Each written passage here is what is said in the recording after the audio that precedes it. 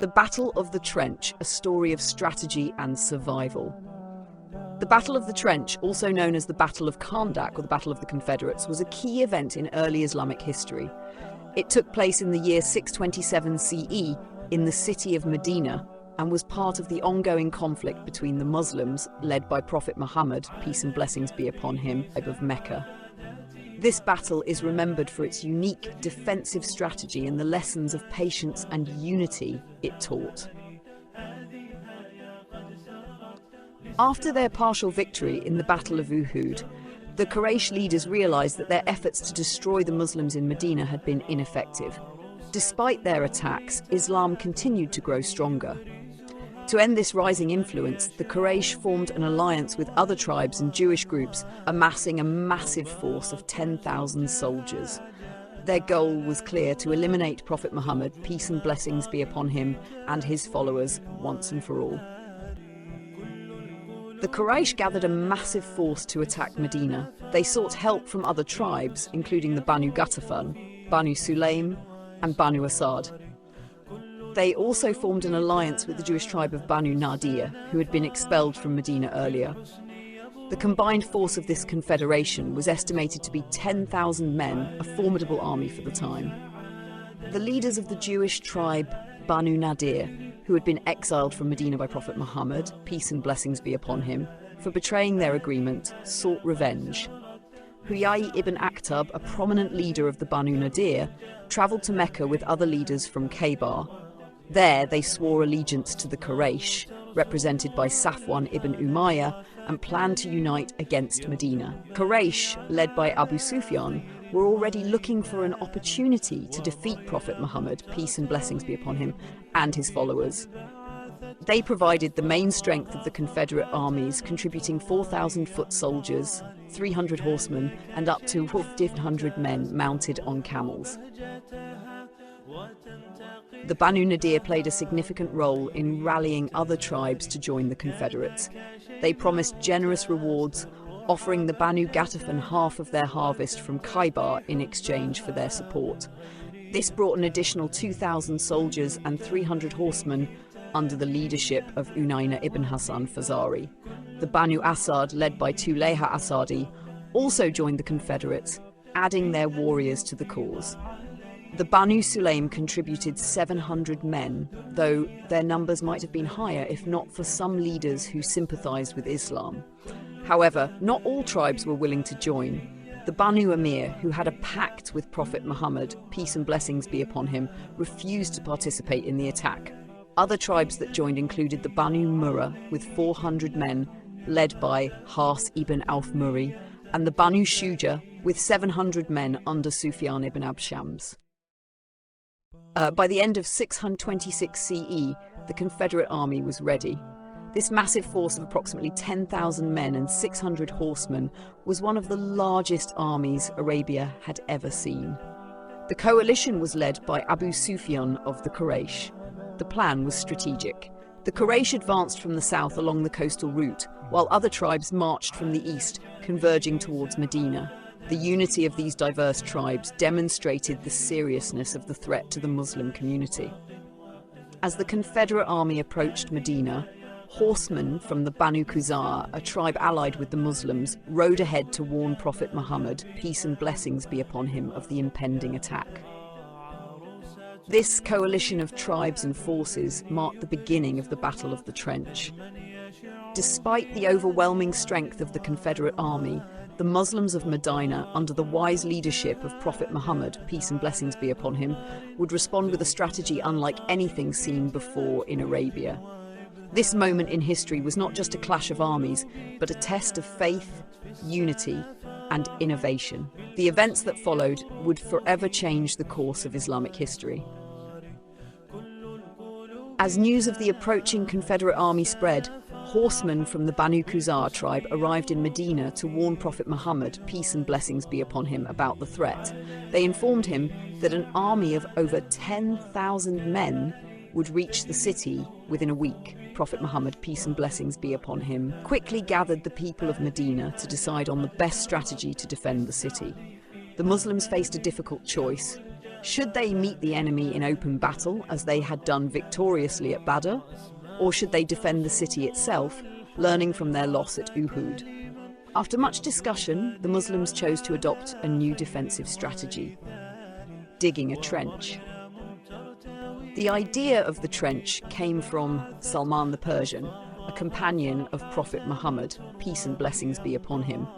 This tactic was unheard of in Arabian warfare, but had been used effectively in Persia.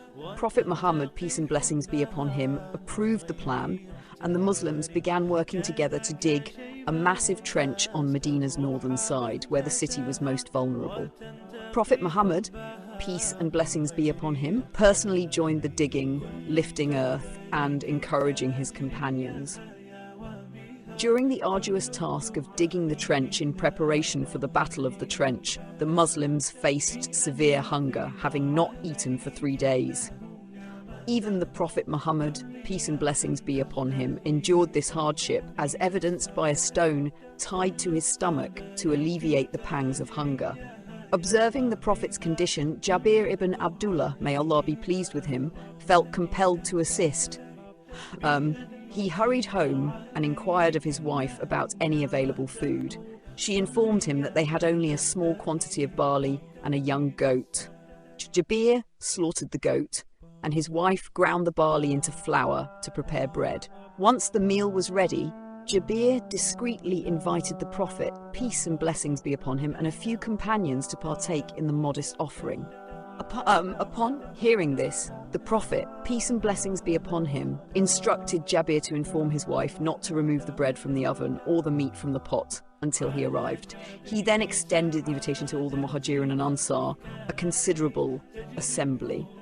Despite the meagre provisions, through the blessing of Allah, the entire group ate to their satisfaction, and the food remained plentiful even after all had partaken.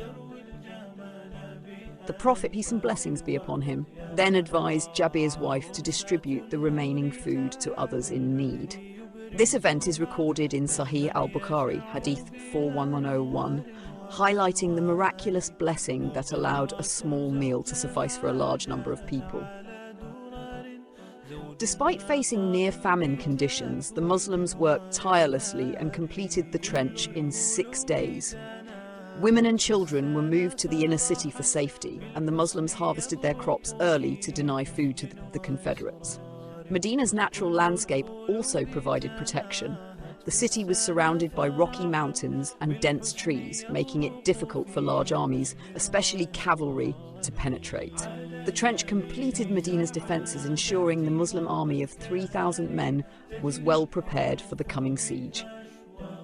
In January 627 CE, the Confederate army, led by Abu Sufyan, arrived outside Medina. For 20 days and nights, the two armies faced each other across the trench. The Confederates, unaccustomed to this tactic, were unable to cross and launch a direct attack. Frustrated, the Confederates tried several methods to breach the defences. Horsemen attempted to force their way through the trench, but the Muslims were deeply entrenched, firing arrows and stones to repel them. In the meantime, both sides exchanged insults and poetry, a common practice in Arab warfare. Food shortages began to affect the Confederate army. The Muslims had already harvested their crops, and the attackers struggled to feed their horses and camels. Morale among the Confederate troops began to waver. Desperate to break the deadlock, a group of Confederate warriors, led by Amr ibn Abd Wud, managed to cross the trench near the hillock of Salah. Amr, known as one of Arabia's fiercest fighters, challenged the Muslims to send someone to face him in single combat. Ali ibn Abi Talib, may Allah be pleased with him, the cousin of Prophet Muhammad, peace and blessings be upon him, stepped forward to accept the challenge. Prophet Muhammad, peace and blessings be upon him, praised Ali, saying, "He is the embodiment of all faith, confronting the embodiment of all unbelief." The duel was intense, with dust swirling around the two warriors as they fought. Finally, the Muslims heard the cry of Allahu Akbar, signalling Ali's victory. This decisive moment boosted Muslim morale and caused panic among the Confederate forces. The Confederates continued their attempts to cross the trench, but they failed each time. The Muslims, well dug behind their defences, repelled every attack with arrows and stones. The Confederates, reluctant to engage the Muslims in close combat, remained unable to break through. While the siege dragged on, the Confederates sought to exploit a potential weakness in Medina's defences. Huyay ibn Akhtab, the leader of the exiled Banu Nadir tribe, approached the Jewish tribe of Banu Qurayza, who had a pact of neutrality with Prophet Muhammad, peace and blessings be upon him. Initially, the leader of the Banu Qurayza refused to meet Huyay. However, Huyay eventually convinced them that the Muslims were doomed to defeat and persuaded them to join the Confederates. When news of the Banu Qurayza's betrayal reached Prophet Muhammad, peace and blessings be upon him, he became deeply concerned. The Muslims had not fortified the southern side of Medina, trusting in their pact with the Qurayza. Now, with the possibility of an attack from within, the situation became even more dangerous. Prophet Muhammad, peace and blessings be upon him, sent 3 of his companions to investigate the situation. They confirmed that the Banu Qurayza had broken their agreement. Although the Muslims were alarmed, Prophet Muhammad, peace and blessings be upon him, advised his companions to keep the news quiet to avoid panic. The siege continued, but the Confederate forces remained unable to breach the trench or effectively coordinate with the Banu Qurayza. Over time, the harsh weather and lack of supplies took a toll on the attackers. The Confederates, disheartened and weakened, began to withdraw. The Muslims, despite being vastly outnumbered, had successfully defended Medina through their unity, faith, and strategic planning. This marked a turning point in the struggle between the Muslims and their enemies, with the Confederates suffering a humiliating failure. The events of the siege were far from over, as Prophet Muhammad, peace and blessings be upon him, would soon address the betrayal of the Banu Qurayza. This moment in Islamic history demonstrated the power of faith, wisdom, and perseverance in the face of overwhelming odds. In Medina, rumours began to spread of a looming threat. The Banu Qurayza, a tribe living within the city, were suspected of betraying their pact with Prophet Muhammad, peace and blessings be upon him. This came as Medina faced a siege by a massive coalition of tribes, the Confederates. These rumours deeply unsettled the Muslims, who were already struggling under harsh conditions. Food was scarce, nights were bitterly cold, and the constant threat of attack left the community exhausted. Fear was everywhere, and even the daily prayers, a cornerstone of Muslim life, were disrupted during the day. The Quran reflects this moment of extreme hardship, when they came at you from above and below, when your eyes grew wild in horror and your hearts jumped into your throats. Surah Al-Ahzab 33:10. The believers faced a test of their faith, while the hypocrites among them questioned the promises of Allah and His Messenger. Yet, the true believers held firm, trusting that the trials were part of Allah's plan. Prophet Muhammad, peace and blessings be upon him, sent 100 men to guard the inner city of Medina, followed by 300 horsemen. Their loud prayers at night created the impression of a large force, helping to deter the enemy. But the situation was dire. Food supplies dwindled, and even within Medina, trust wavered. In this critical moment, Nu'aym ibn Masud, a respected leader within the Confederates, secretly approached Prophet Muhammad, peace and blessings be upon him. Unknown to his people, Nu'aym had embraced Islam. The Prophet asked him to sow discord among the enemy. Nu'aym devised a clever plan. He warned the Banu Qurayza that if the Confederates failed, they would abandon the tribe to the Muslims' mercy. He then approached the Confederate leaders, claiming that the Banu Qurayza intended to betray them by handing over hostages to Prophet Muhammad, peace and blessings be upon him. This strategy worked perfectly. Distrust spread among the Confederates and their alliance began to unravel. The Confederates were already struggling. Their provisions were running out. Their horses were weak from hunger, and the weather turned against them. Bitterly cold winds and rain tore through their camp, extinguishing fires and battering their tents. As tensions rose, accusations flew between the Confederate leaders. Finally, unable to endure the hardships or trust one another, they retreated during the night. By morning, Medina was free of the enemy forces. The Quran describes this miraculous victory. And Allah drove back those who disbelieved in their rage. They gained no advantage, and Allah sufficed the believers in battle. Surah Al-Ahzab 33:25.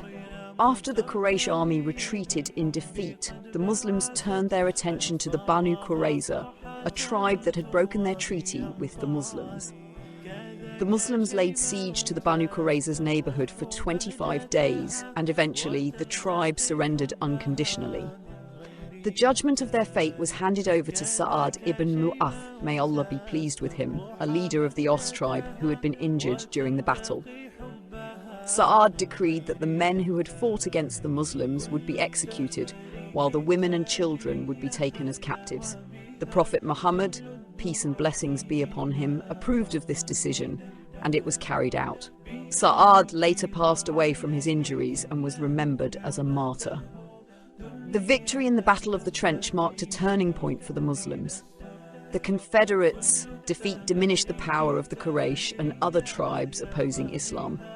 Medina became a stronghold for the Muslim community, and Prophet Muhammad, peace and blessings be upon him, emerged as a leader of growing influence. This event taught the believers that even in the darkest moments, trust in Allah and strategic wisdom could overcome the greatest challenges. It also underscored the importance of unity, preparation, and faith in the face of adversity. The story of the Battle of the Trench and its aftermath is a reminder of resilience and the power of belief, a timeless lesson for all.